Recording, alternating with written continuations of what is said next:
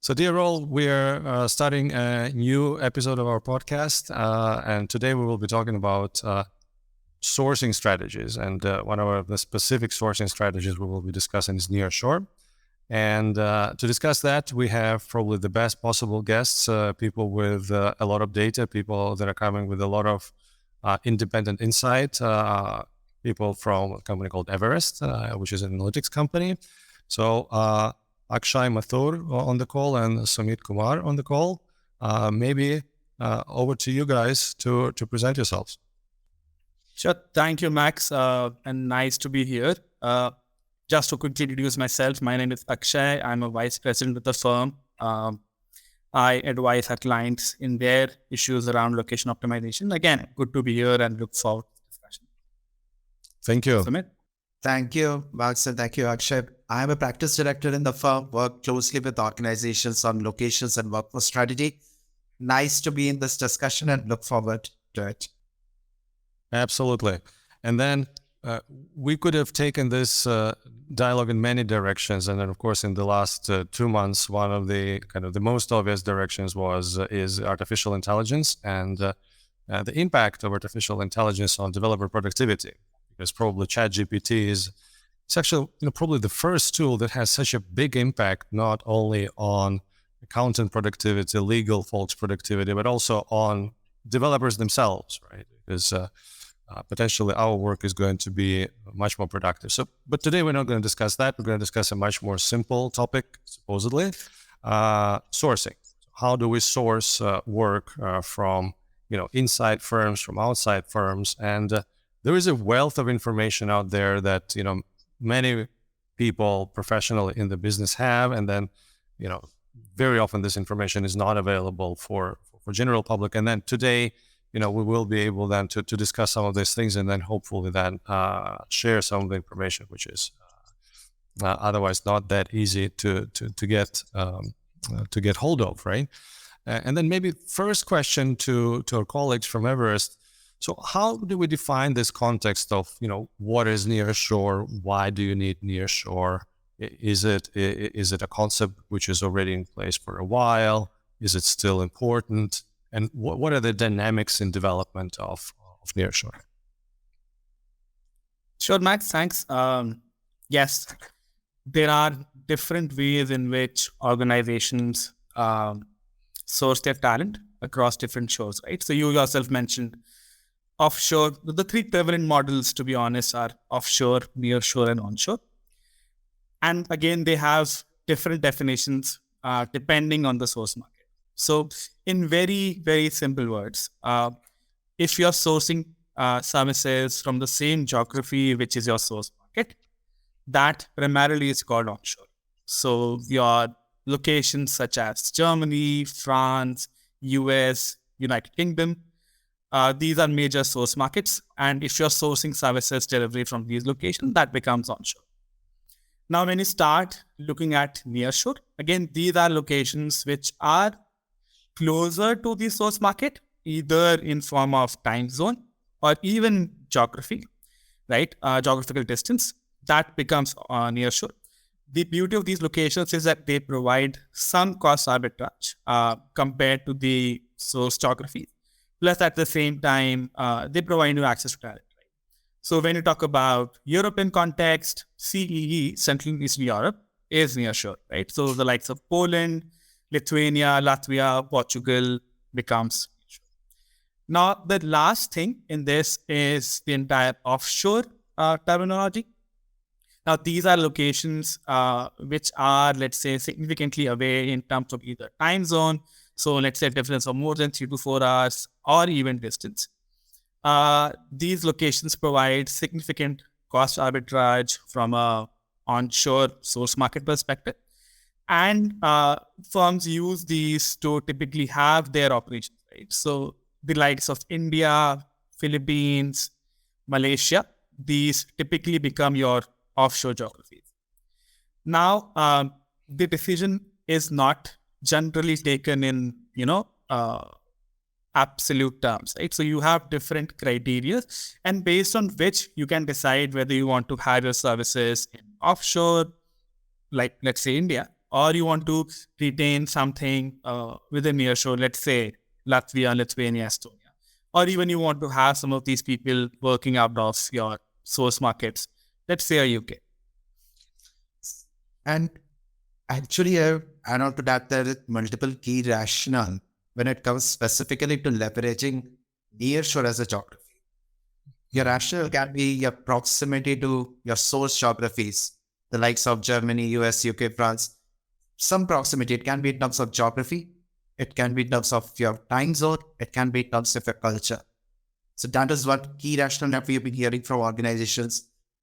The second one is around data governance and regulations, and this is quite important because we understand that there are instances where organizations cannot send data to offshore locations, or there is the propensity is not so high to send data outside than that particular geography. So in this case, it becomes important to leverage nearshore locations with a moderate cost arbitrage.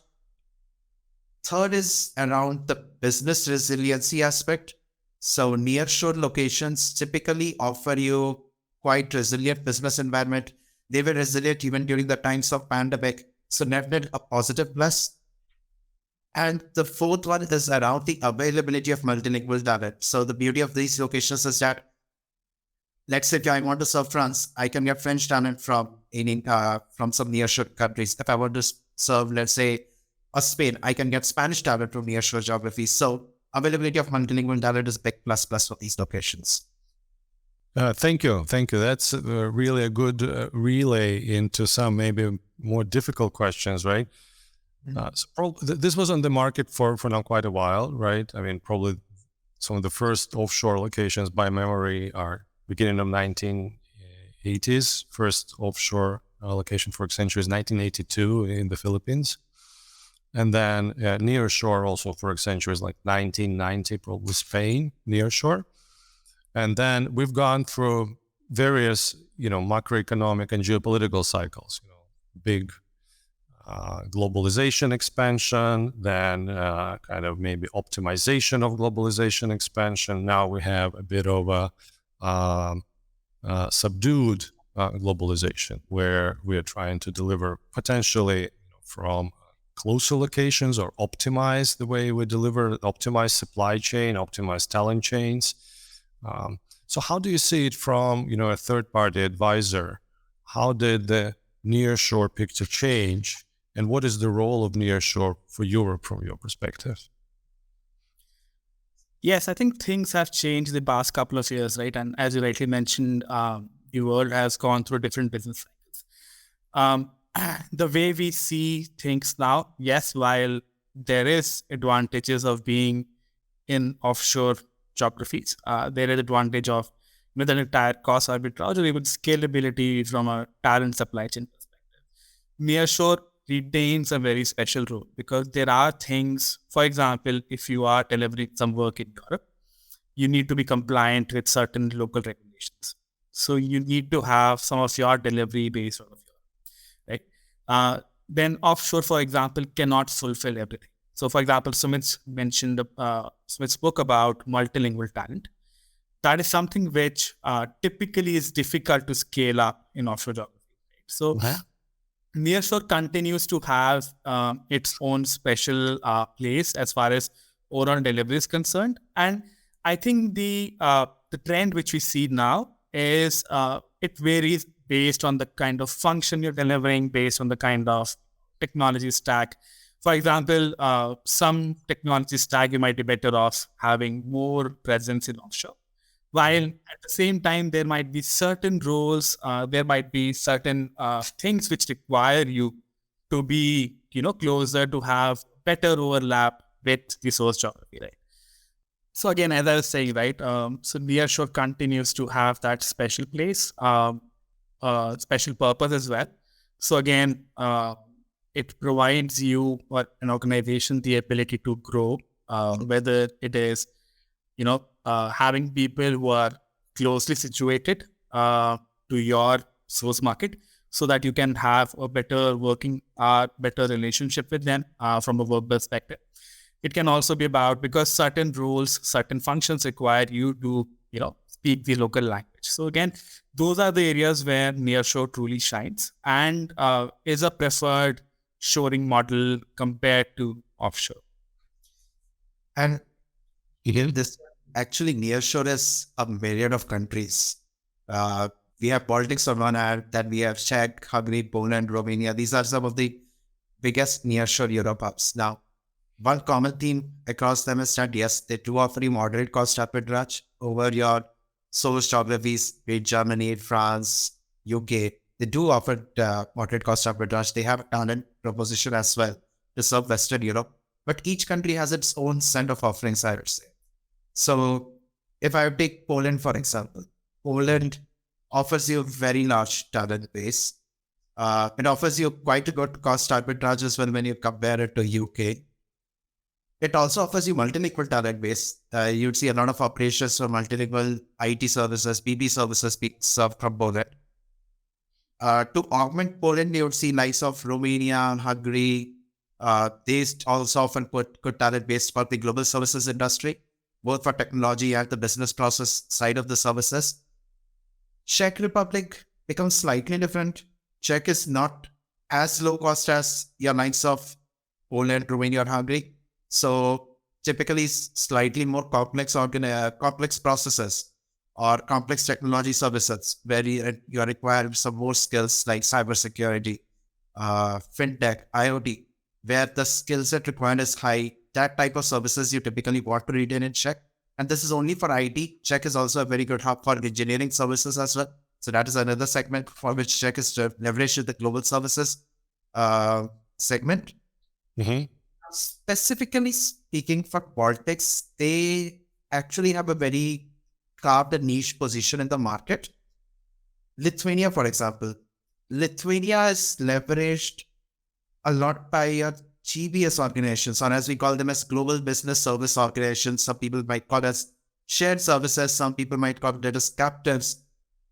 They are highly leveraged by these organizations, GBS segment of the organization. They are also leveraged by service providers. But Lithuania, you'd see a lot of GBS organizations leverage them for again services related to fintech.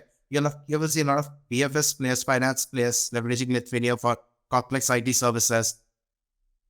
Estonia, on the other hand, again has a proposition that you can serve a lot of complex IT around cyber security, analytics, IoT, AR, VR, AI, ML type of operations from Estonia.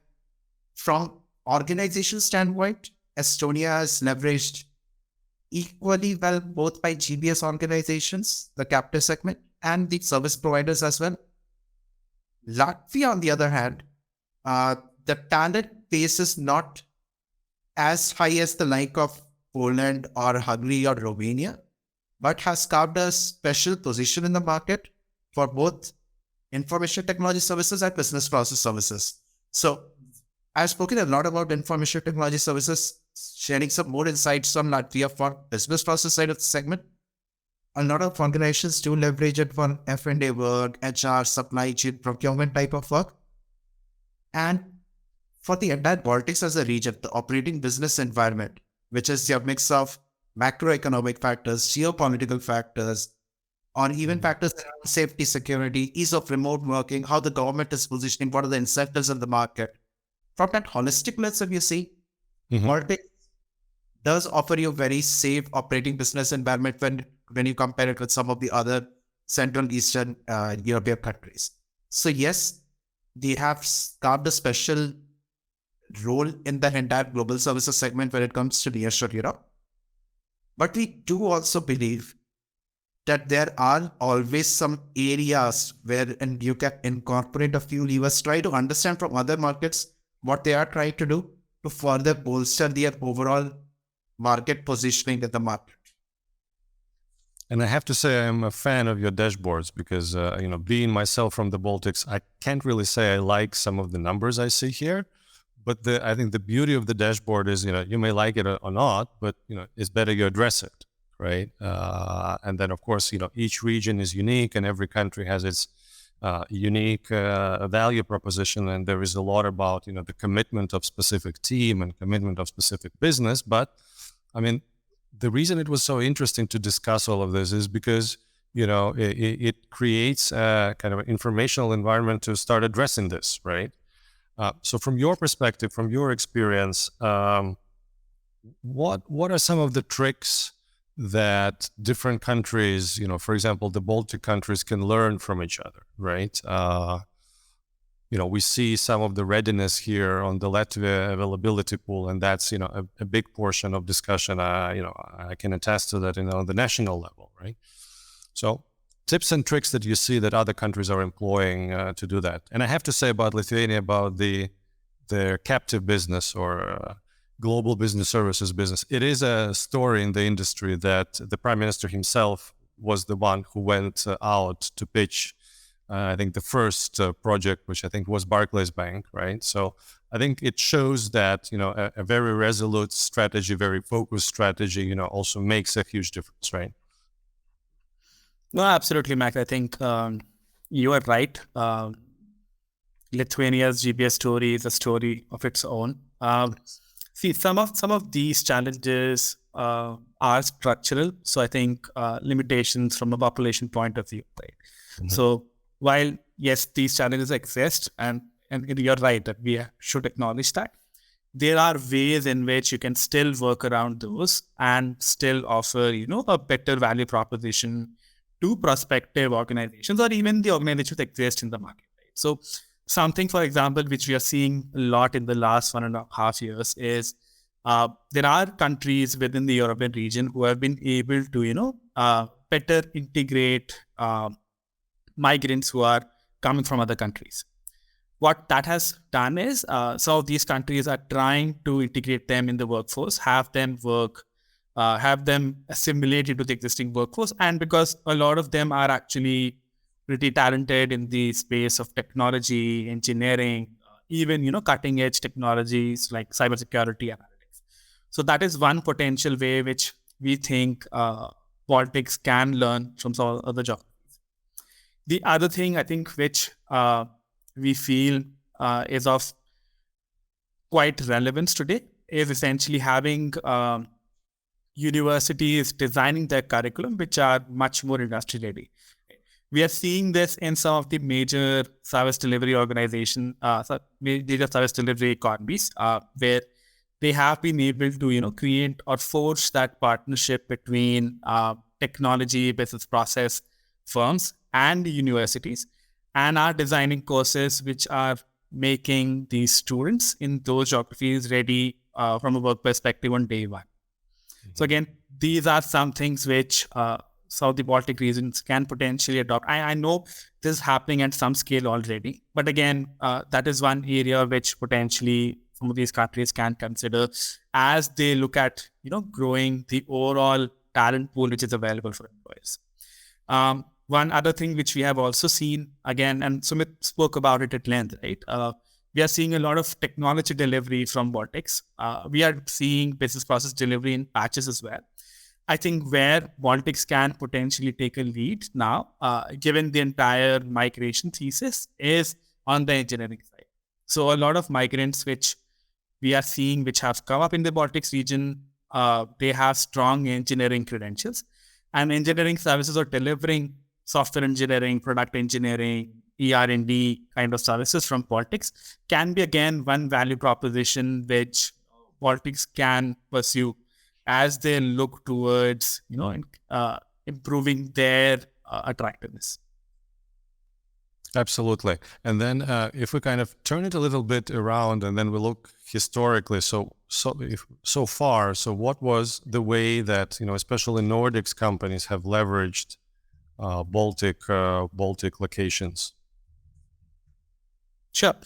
So Baltics historically have been operating as a +1 to Nordics for many organizations. So given the differential in the overall cost, or the cost arbitrage as we call them, we have seen that a lot of organizations, whether it is a provider or an enterprise, they are opening up centers within Baltic geographies, and again, they are serving broader Nordic region side.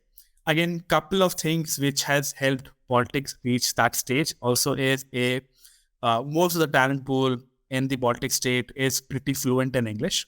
A big part is also fluent in one or other of the Nordic languages, right? So that has helped Baltics a lot as it looked towards serving Nordics, right? And when I say serving, it is across services. So we are seeing some of the Baltic states being leveraged to provide niche technology services, right? Talk about cloud, talk about cybersecurity, talk about app modernization, fintech, even AI. Right? The other thing which I think Baltics provides, and which we covered previously as well, is because this stable environment at an overall level, because the overall stability of the region, Baltics is seen as a center, as a region where you can develop a center, and you don't face a lot of challenges, right? So that that is again one big USP of Baltics when you start comparing it to the other CE region.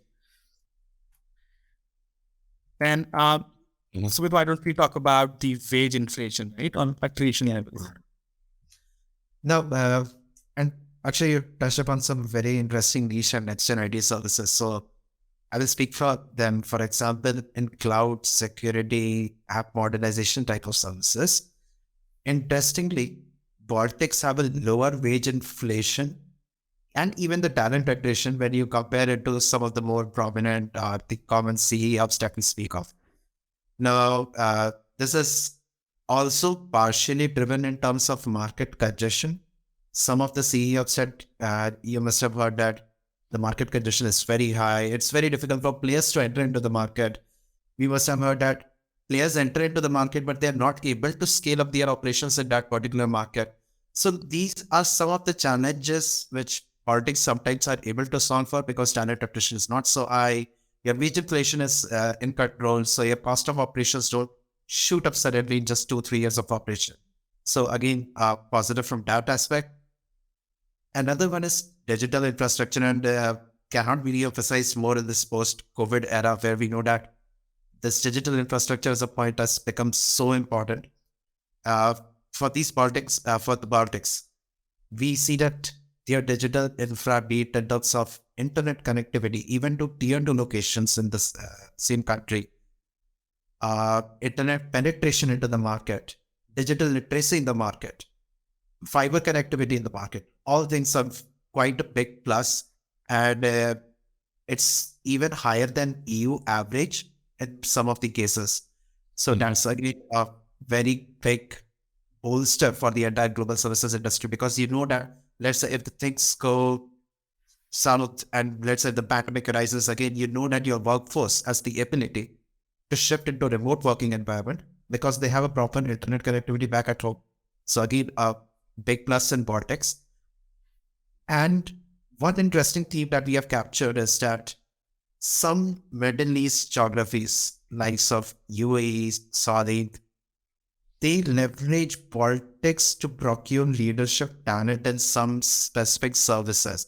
These services that we have been hearing is the lines of creative services, on again when it comes to cybersecurity or the niche IT services that we call out.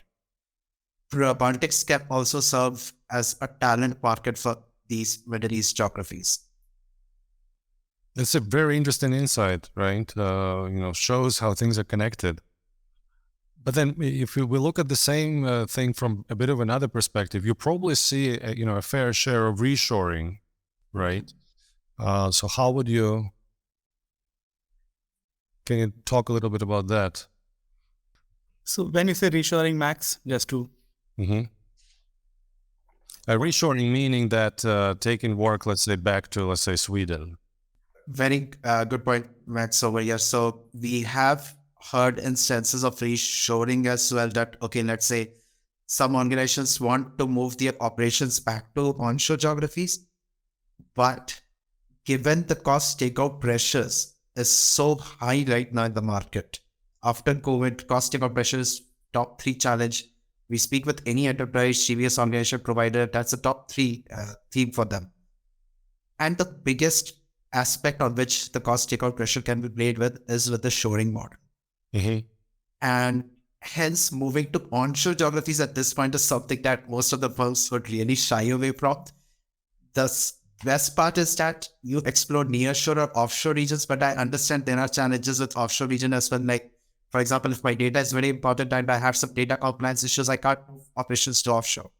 So offshoring, you need to be very prepared if you want to move things to offshore, whether you can do it or not. But nearshore is something that is definitely on the charts of most of the global organizations in this era of cost takeout pressure. And I think, Max, from a reshoring perspective as well, right? While cost is a big driver, the lack of talent availability also hinders that. So it is not very easy for organizations to set up delivery in, let's say, Sweden or something other source markets and reach that significant or a certain scale, right? Which they have been able to in the likes of Baltics or even the other nearshore, offshore geography, right? So again, talent also becomes an important driver as companies think towards reshoring, right? So while yes, we have been hearing some chatter here and there, from an overall perspective, we don't see a lot of movement back towards onshore geographies from a work perspective. I guess then, of course, talent is the key enabler, no matter what is the shore. If you're able to attract and produce and keep talent in your region, then, of course, the economic prospects in terms of IT, in terms of sourcing, they're totally different. And then from that perspective, kind of probably moving a little bit towards the end.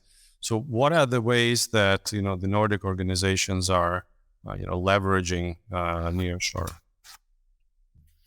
Yes, I think as companies scale up and as firms think about the next 2 to 3 years, I think there are various ways in which organizations, not only in the Nordics region, but let's say the broader Western European hemisphere, can think about leveraging Baltics, right? So again, we are seeing Baltics. We do see Baltics as a plus one for Nordics. I think there is opportunity for organizations to have Baltics as a nearshore for some of the other markets as well. So whether you talk about UK, Germany, France, I think because what Baltics does is it helps you retain something within the European region under that umbrella.